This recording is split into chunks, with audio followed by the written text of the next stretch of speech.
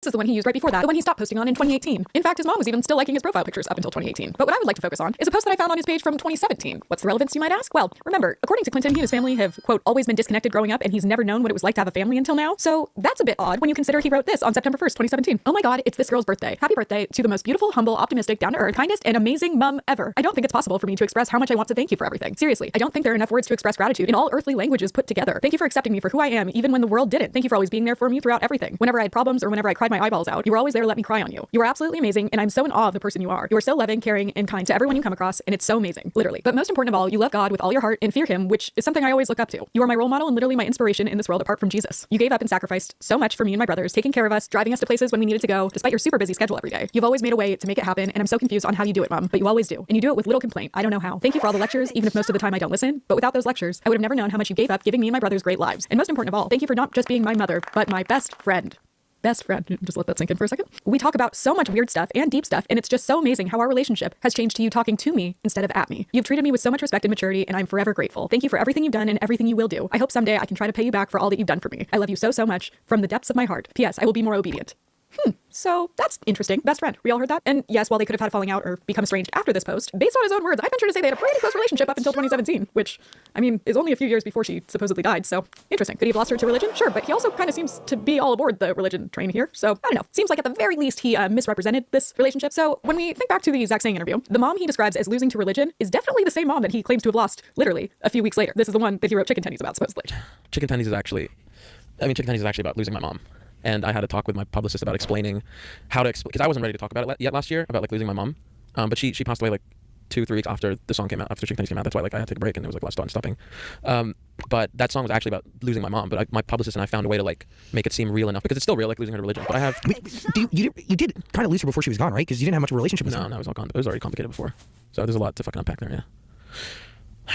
Which would mean that the woman whose Facebook I found, the one that is linked in that post, must no longer be alive, correct? No, not correct. In fact, this woman, who he lovingly refers to as his mom and best friend in 2017, has actually updated her Facebook as recently as December of 2023. Yes, that was a few months ago, but more importantly, it is a little under 2 years after he says that she, passed away. So, gonna call bullshit on that one. But back to the songs that she inspired. In that interview, he also says that she inspired 2 other songs on the album. Yeah, there's 4 songs on the album about my mom.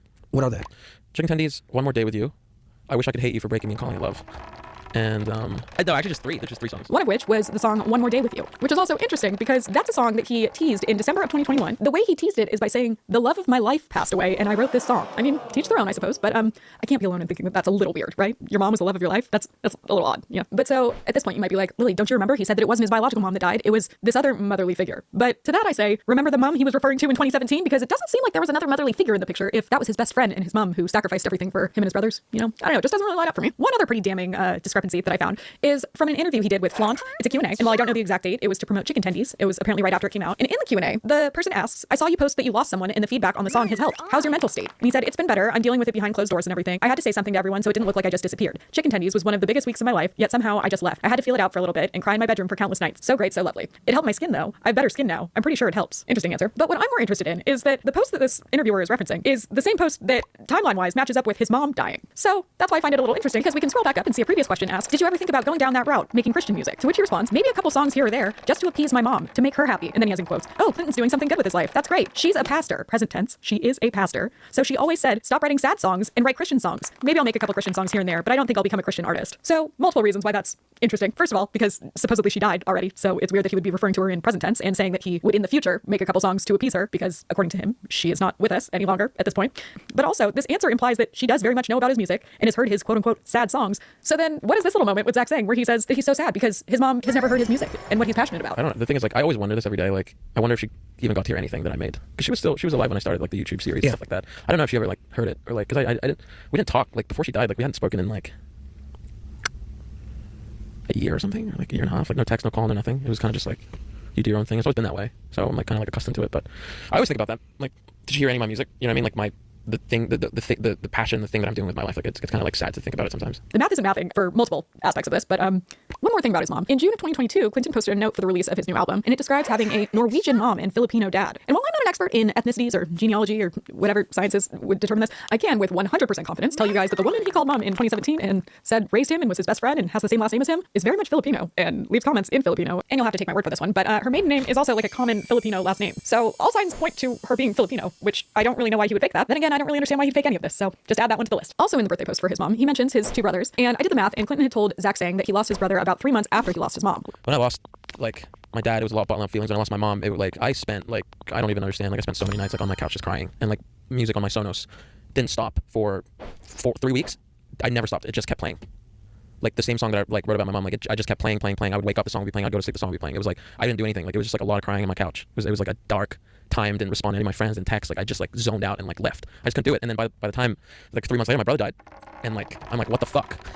Like, how does this, this is not real right now. How does this fucking happen? Like, doesn't make sense. And at that point, I didn't cry one single tear when my brother died. And because I was already so numb. Now, I could only find one brother on Facebook who very much is still alive and posting actively. The other one, I couldn't find his profile, but I did find him on the mom's profile because in a reel she posted as recent as September 23rd, 2023, which is over 2 years after he claimed that he passed away, she posted a reel of him singing, the brother. Guess what? None of the comments were underneath it. Anything about him not being alive. In fact, both brothers are in multiple profile pictures on their mom's profile from 2023, and they definitely seem like recent pictures, so there's that. Another odd thing is if we listen back to the Zach Sang interview, he refers to his brothers in present tense, even though they had just made a whole thing about referring to his mom in past tense. What about your brother? I think he started. He definitely has, yeah. We've texted here on and off, but also a complicated relationship. I mean, both of them are musicians. Yeah. You're touring the world. Yeah. It's 2 p.m. and I'm depressed.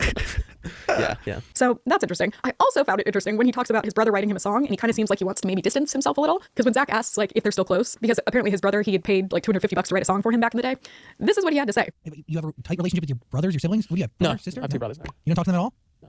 Even though you got them to write a song for you? That was like way back. That was like 2 years ago. What do they? We don't, the thing is, I don't have like a close relationship with any of my family. Sir, 5 years and 2 years are kind of different, so this is a weird answer. And now finally, let's touch on his dad, which according to everything, it seems like he supposedly lost his dad in 2021. The issue there, though, is that I found a YouTube video that he posted July of 2020 called I Wrote a Song About My Dad Who Died. So I guess if the brother died in June of 2021, supposedly he didn't really, obviously. But I guess then that would make it a year prior. So now, as I said, I did find his Facebook as well, but he has not updated it since 2017. Don't really have much more information there. He is friends with both Clinton and the mom, but I did also come across a TikTok comment, which obviously cannot be verified or taken as fact, but it suggested that his dad had passed, but just not recently. But if the dad really did die and it was supposedly in July of 2020, then I found this post from June of 2021, which is supposedly also the month that his brother died, except for that he's still alive. He had tweeted out, "Happy Father's Day to my father who abandoned me. Thank you for the trauma. It's quite great." Interesting way to celebrate the anniversary of his death, supposedly, but again, to each their own. He also posted this TikTok. Happy Father's Day to my dad who abandoned me. Thank you for the trauma. It's quite great. I wrote this song about you, mate. Sounds to me like he's still talking to someone that's alive, but I could be wrong. That's basically it. So to recap, the mom is still alive. Both brothers are still alive. The dad, unsure. But 2 out of 3 family members that you said were dead or not, it's not looking good. So I don't know what happened between all of them, but I'm gonna guess that they don't speak anymore because I doubt his family would be okay with, him killing them off to sell music. So anyway, that's all I have. Back to us. Bye.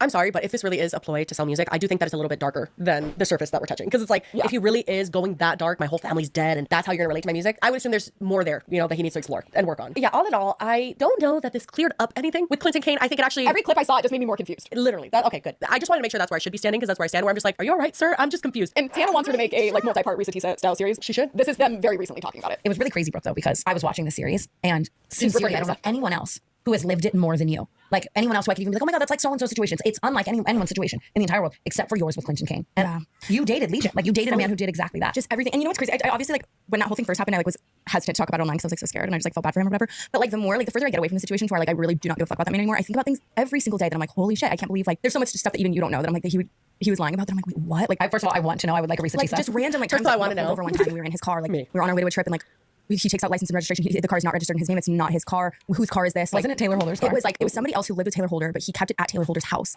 And it was for sure a car that he was just borrowing from them. And you didn't know for months of dating him. And you were But that was just his car. I thought that was his car, and that was the car that we took everywhere and whatever. And just shit that's what the fuck? He lied about everything. He said he had I would go to his apartment in Vegas, and he said he had 2 apartments, 2 apartments in the same complex, but I never saw the other one. And the longer we dated, I realized the other one that just didn't exist. He would just tell me about random shit that just it was not he made up every single little tiny detail about himself, and he would go in such detail all about his church growing up, how his mom was a pastor at Hillsong United, which is the biggest fucking church ever in Australia. She's not a pastor at any sort of Hillsong United. In fact, I'm pretty sure she works in retail. And that's exactly what this Risa Tisa situation was. He would just exactly that, and she debunked all the lies. Tana says that she wishes this man to have no career online anymore. Oh, wow. Okay. I mean, listen, if I dated a Clinton Kane, would I be all over it on this podcast? Yes. Do I want you to start dating more so that you could spill your messy shit on this podcast? Yes. But that's neither here nor there. Do not wish me to date a pathological liar. No, I don't wish that for you. I never said that. I said I wish you would start dating more so that you could start spilling some tea I just want you to start dating some individuals, Lily. And this is an intervention. Yeah, no. Okay, yeah, no, I do need to do that. Don't get the comment section too excited. You know that we can start a bachelor or bachelorette. I downloaded Hinge like probably like a month ago. I haven't used it in forever. Guys, I haven't said like where I live, but I moved out of LA. I live in like a very small town area, and like it's close to places that are not small towns, but like, you know, you can look on the dating app and it's like, who's nearby? I went through 4 people and it was like, no more. Guys, please email us if you're a dating prospect for Lily. We would really appreciate. Please don't be a pathological liar or have a fake accent. We will expose you. At least have a good fake accent. 100%. If you're gonna fake it